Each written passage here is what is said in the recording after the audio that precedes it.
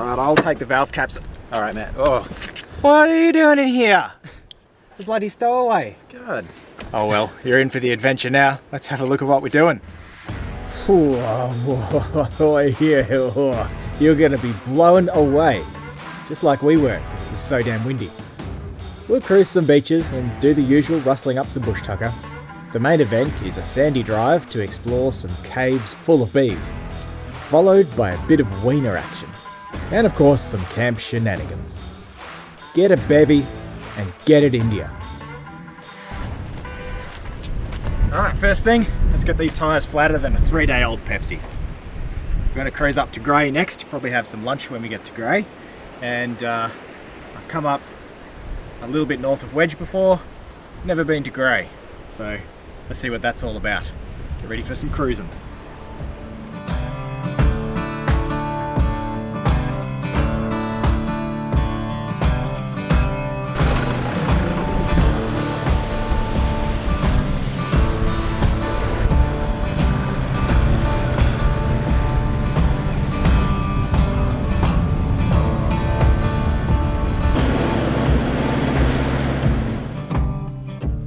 The Grey settlement is, at a glance, half the size of Wedge and lies about 20 kilometres north. The West Australian coast started to boom with shacks like this after World War II, and particularly with the exploding popularity of cars. Australians were also seeing a growth in holiday time from 1 week up to 4 weeks, sometime in the 70s, so the shacks were a much loved getaway. In the 1980s, the government started to see this as a problem, and in 1989 they passed laws which allowed them to demolish shack communities. Most of these communities, like the one that used to exist at Sandy Cape, were wiped out. But it seems Wedge and Grey put up a fight. They are actually now protected as heritage, though the struggle isn't over. Management of the communities is tight, and the looming danger of sea level rise due to climate change means they won't be around forever.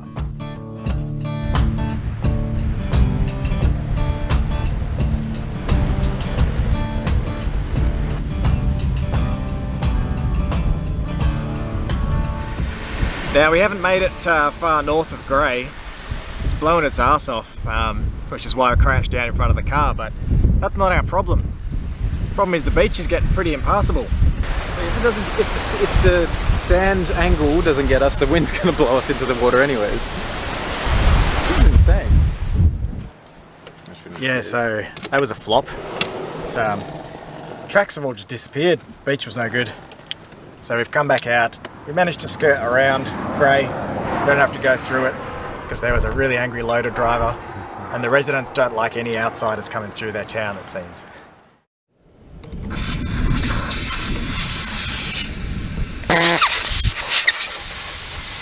Okay, let's try this again.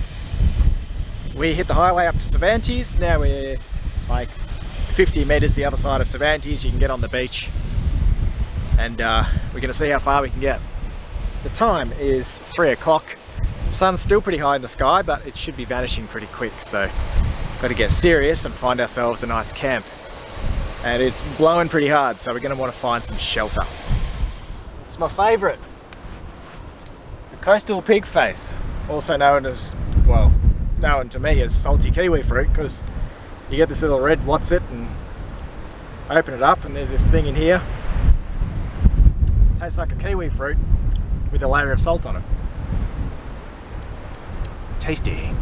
And it even gets little flowers. So that's the bit you eat, is it? Yeah, inside that. So you pick the flowery jobby off. And then oh yeah.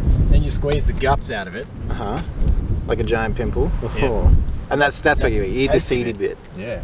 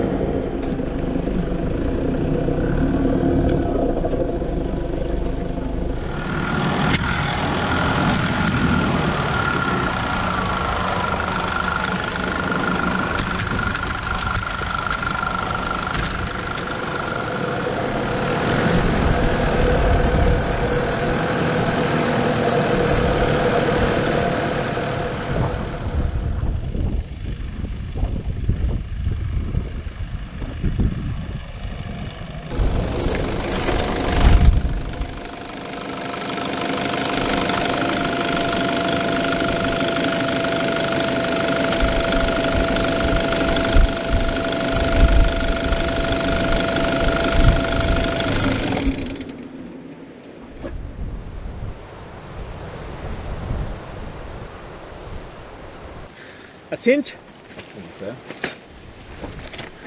These toilets are way worse than I expected. Oh, I they're prefer a so- long drop. They have flushable points on them. But I feel like the water's just added to the smell. Oh dear. Oh no! Oh no! What are these things? Here's what we have to do. Okay. We have to flip the can, crack the can, cheers the Cheers it, can, then- swig the can. Swig it or scull it? Now just a swig. Just a swig because it's our last cold beer. You're right, we want to enjoy. Okay, you ready? Flip, crack, cheers, swig. I think we did pretty good. Not bad. Okay, really quick, I can show you our sleeping setup before it gets dark. Something different that you haven't seen me use before, just a basic tent. 3-person dome behind me there. I've had that thing since I was 17, which was 2007. Perfect for a trip like this, but you got to be really friendly with whoever you're sharing it with. And we're friendly. We're real friendly. We're going to get friendly. Wait till you see the setup. Yeah, let's have a look. Bo is on his swag mattress there, and I'm on my new Cedar Summit inflatable mattress. You ready for some tucker? Yeah. Oh, Get some tucker on the boil. I'm starving. Is that your beer? That's my beer. That's your beer.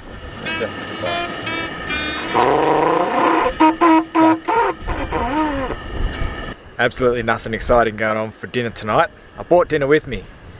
Prepared it like 3 nights earlier. Wasn't even going to bring it camping, but then I saw it in the fridge and I was like, yep, that's going straight in a vacuum seal bag.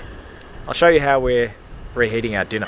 Vacuum seal bags, straight in the billy, just on a gentle simmer. Just got to heat them up because they're already cooked. It smells cooked. It looks cooked. Oh, there's steam coming off it. That's a win. And it is warm to the touch. Smells like mushrooms. It tastes like mushrooms. I reckon this can be... I mean, it's not appealing off. Alright, Alex, do you want a lot of cheese or a little bit of cheese? A lot of Yeah, cheese. that's otherwise if you answered any other thing, you would have got... A lot of cheese. Yeah, you would have got a lot of cheese anyway. Cooked. So I never told you what this meal was when I was heating up those bags. It's because I don't really know. My partner cooked it. It contains peas, definitely onion, mushroom, spaghetti pasta, something creamy. Tastes a little bit dusty. So Bo and I added to it with salt, cheese, pepper. How does the sriracha go? It's not bad. I feel like it might add to the dust, maybe. So yours is dustier. Well, yeah, it's dustier than it started off. But I'm still growing to like the dust, actually. Proper outback experience. Eating dust all day. Eat some more with your pasta. I'm going to smash this bowl. It's getting cold. That was impressive how well that heated up the Yeah, Ziploc bag. that was that's actually a good trick, hey? great. Take trick. that one into account. Prep your food, put it in one of those bags, and then just simmer it away in a pot of water. Doesn't even taste like plastic.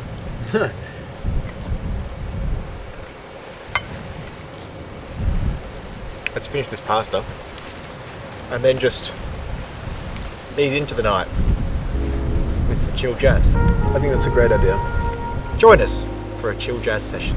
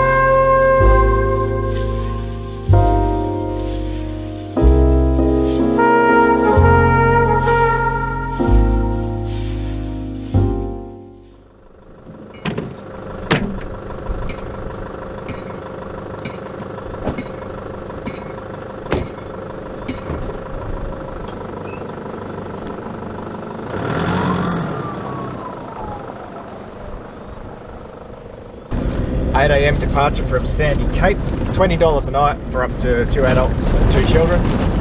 Right now we're cruising probably 10 minutes to a secret little cave that I've marked out. I don't know if we can get to it or not, but we're damn well going to find out.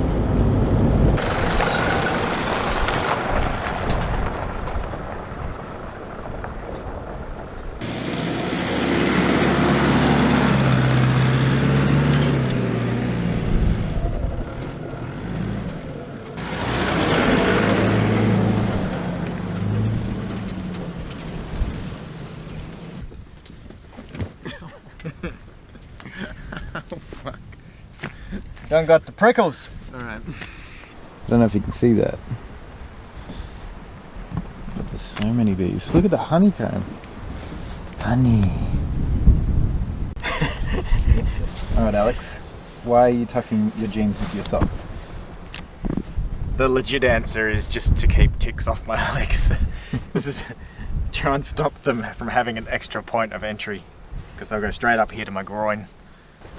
As everyone might have guessed by now, we are going into a cave filled with bees. As the sign says, please beware. Beware being the key word, which I love. The only tips that I know about bees are shield armpits, shield any fear that you have on your face, hence glasses, hence long sleeves, and Alex, just like Alex did, pull your socks up. Any point of entry is a point of bees. So we're going to cover all bases.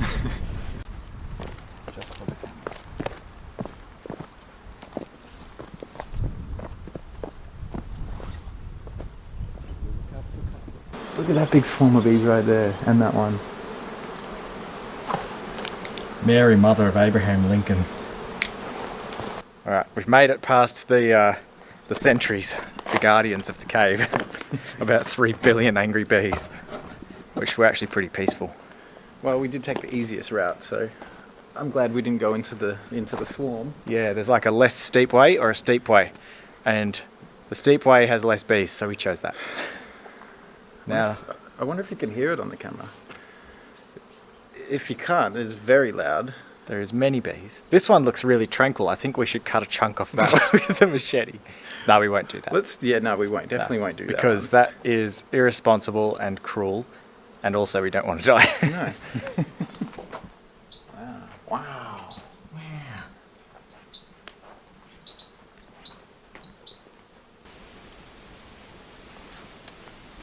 It's so quiet and muffled.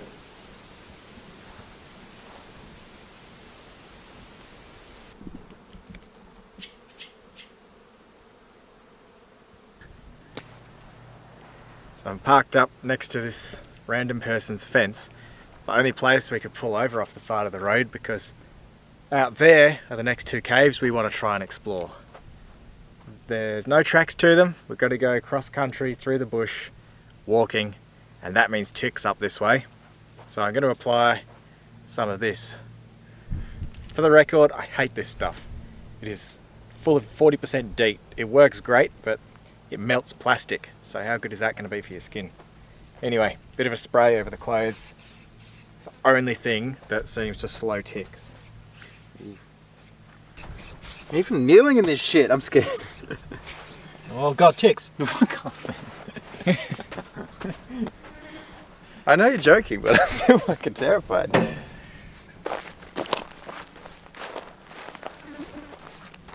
That there is a fringe lily. Nice. Well, this one seems to have long ago just collapsed into a sinkhole.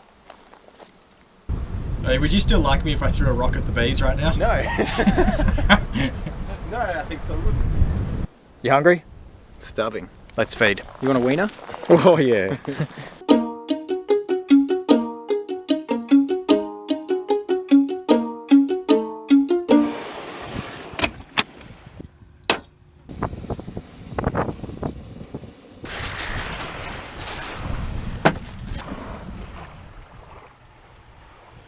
Stay.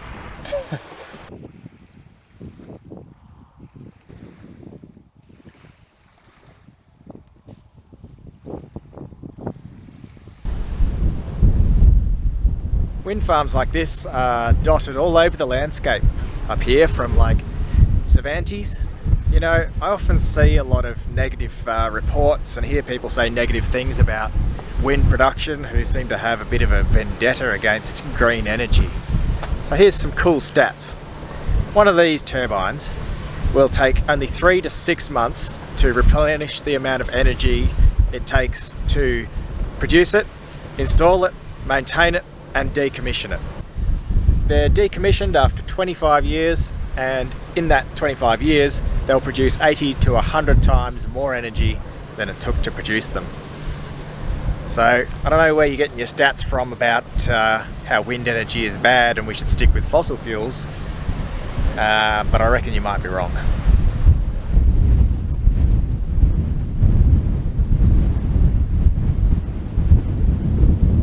This is Destination Dongara. It's bloody throbbing with activity. And I'm throbbing with hunger for a feed. What do you say, man? Yeah. There's a pub over there. Oh yeah. Let's go check out, let's go frequent the pub. Cheeky palmy, I say.